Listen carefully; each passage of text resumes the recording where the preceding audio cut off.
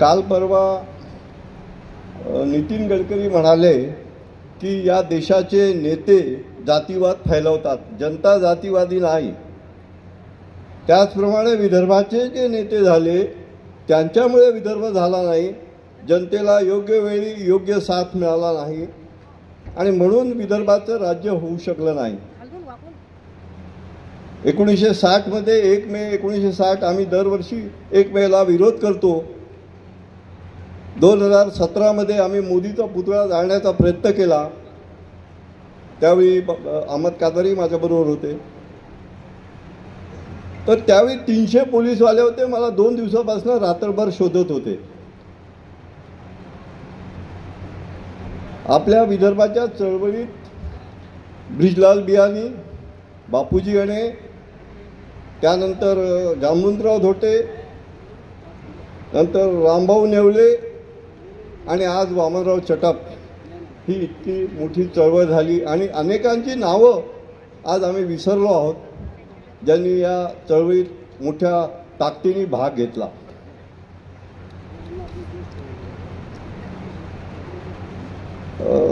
मला बजेटवर बोलण्याचं बजेटवर आहे ना, हां, आंदोलन बोलायचं तर ते खुलं सत्रात भाषण काय होईल, आंदोलनावर बोलू.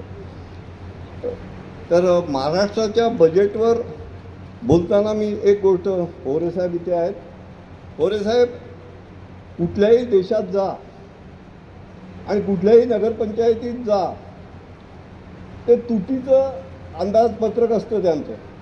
कोणतंही सरप्लस बजेट या जगात नाही आहे, ते तुटीचंच राहणार आहे. आणि त्याचं कारण काय आहे? त्याचं कारण असं आहे की त्या बजेटला मालक नसतो.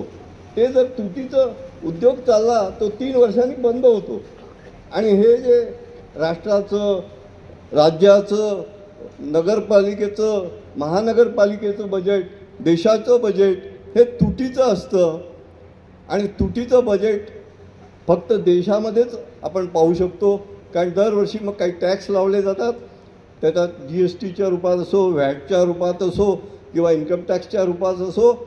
आणि तुम्हाला सांगतो की आपण जे पब्लिक सेक्टर, जवाहरलाल नेहरूंच्या व्हिजनमध्ये जे पब्लिक सेक्टर चालू केले त्यातलं मोठं प्रोजेक्ट एअर इंडियाचं होतं. त्याचं एअर इंडियाचं 40,000 करोडचा डेफिसिट दरवर्षी यायचा, म्हणून ते एअर इंडिया विकलं आणि ज्या टाटानी ते चालू केलं होतं ते पुन्हा टाटाकडे देण्यात आलं. आणि आम्हाला एक गोष्ट नेहमी सांगावं लागते, आपण सरकारी नोकऱ्यांची मागणी करत असतो, सरकारी नोकऱ्याचं इथे बॅकलॉग आहे असं सांगितलं जातं.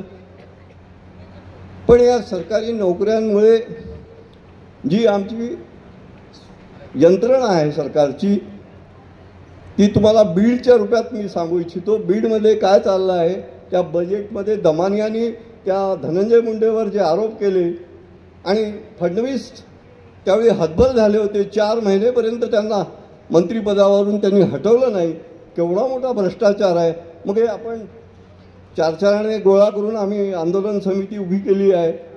तर आम्हाला ते दुःख होतं की या देशाच्या हार्डवर्किंग जनतेचा पैसा हे हरामखोर मंत्री, ज्या फसनवीसनी मिस्टर अजित पवार आणि एकनाथ शिंदेला घेऊन, ज्याला ते म्हणाले आम्ही चक्की पिसावू, त्या मंत्र्यांना घेऊन यांनी सरकार बनवलं.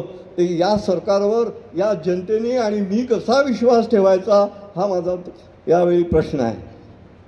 हा इथला कुठला आहे नाही आहे, हे फसनवीस आहे. हे कुठलेही असले तरी फसनवीसच आहेत. हे आम्हाला काही न्याय देणार नाही, हे मी पूर्ण शपथपूर्वक सांगू शकतो. आणि मी आत्ताच खांदेवाले साहेबांना म्हटलं की साहेब, तुम्ही पूर्ण राज्यांचं बजेट कुठेतरी ते एकत्र करा, त्याच्यात आपल्या देशाचं बजेट आणि छोट्या छोट्या नगरपालिकांचं बजेट करा, त्याचा डेफिसिट काढा.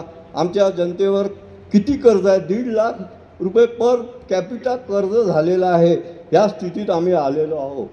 म्हणजे आमचा श्रीलंका व्हायला किंवा बांगलादेश व्हायला फार वेळ लागणार नाही.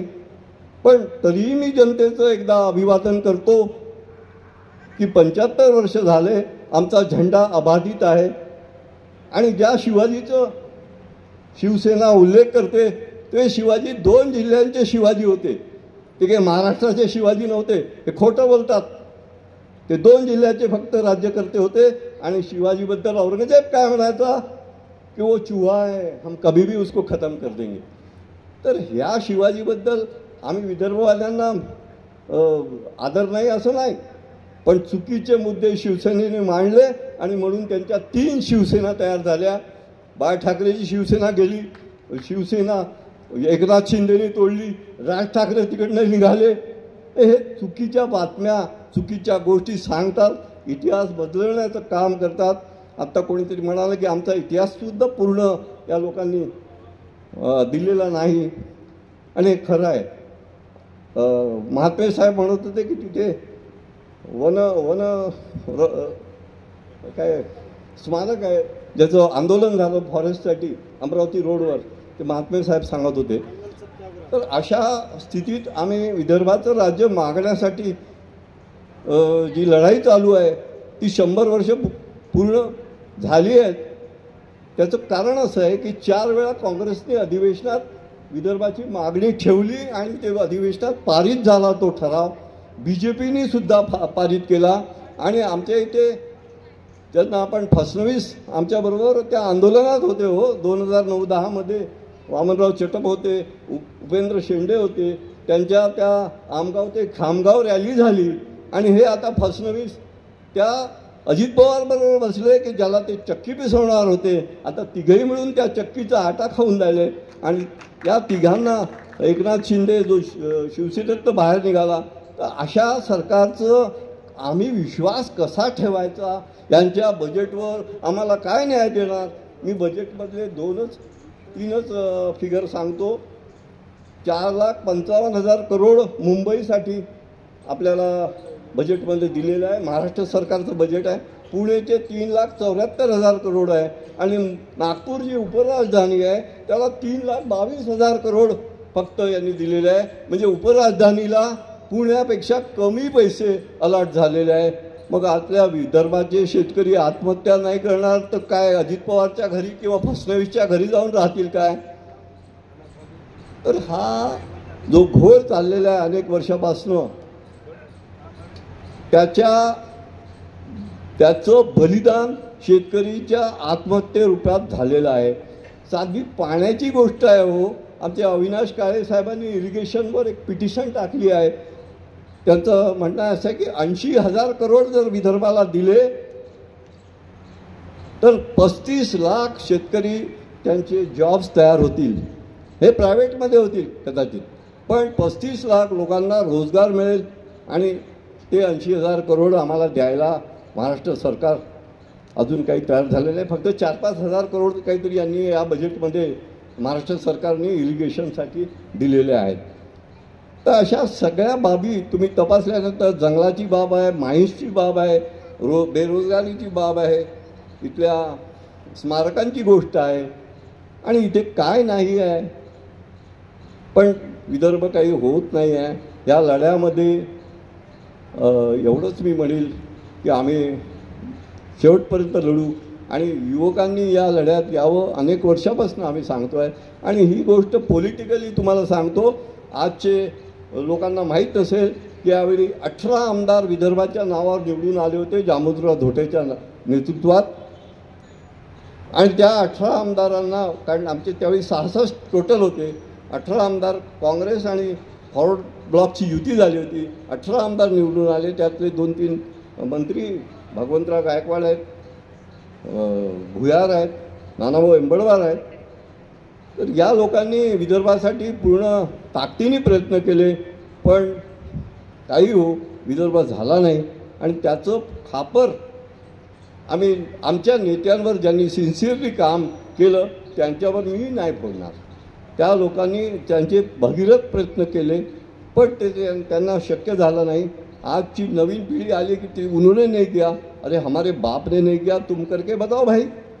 हमारे बाप नहीं कर सका, वो नालायक था, लेकिन तुम कर सकते हो तो करके बताओ.